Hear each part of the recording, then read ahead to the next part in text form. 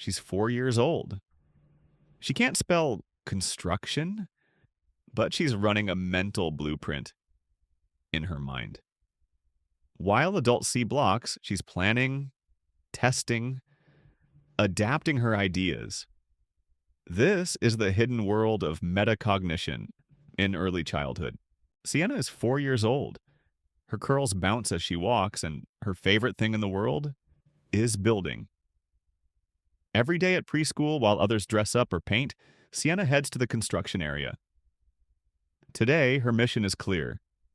I'm making a house for the tiger family, but this time, the roof won't fall.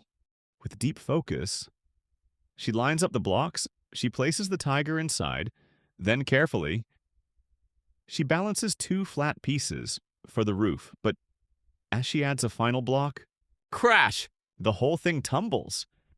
Sienna stares for a moment, eyes wide, lips pressed tight. Her fingers twitch with frustration, but she doesn't walk away. She thinks back to her plan, the tiger's house with a roof that stays up. She looks at the bottom layer, studies it. I think the bottom was wobbly, she says. Then she decides, and with quiet confidence, I need a thicker block here. She's not just trying again. She's planning a fix, monitoring her thinking, and evaluating what went wrong, all in one small moment. She starts again, not by repeating, but by improving. What Sienna just did? That's called metacognition. Thinking about your own thinking. In 2009, researcher David Whitebread and his team observed children, just like Sienna, and what they discovered was powerful. Even young children can plan, monitor, and evaluate their learning.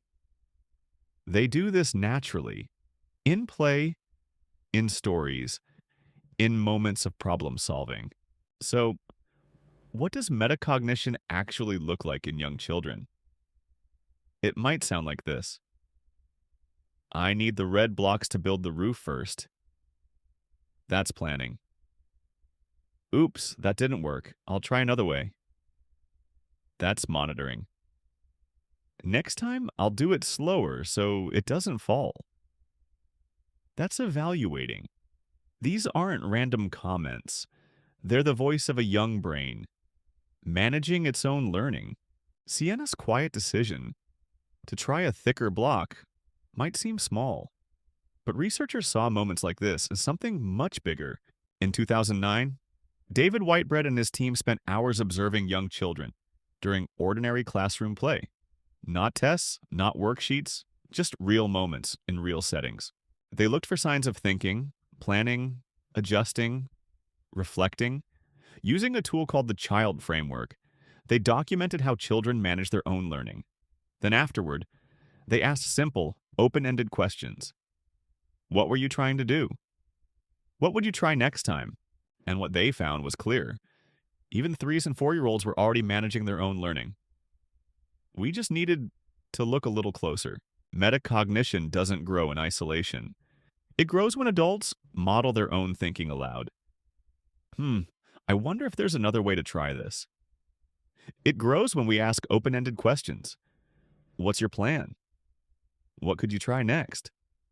And it grows when we give children the space and time to reflect and adjust. Children who develop metacognitive and self-regulation skills early are better problem solvers, more independent, and more likely to persist through challenges.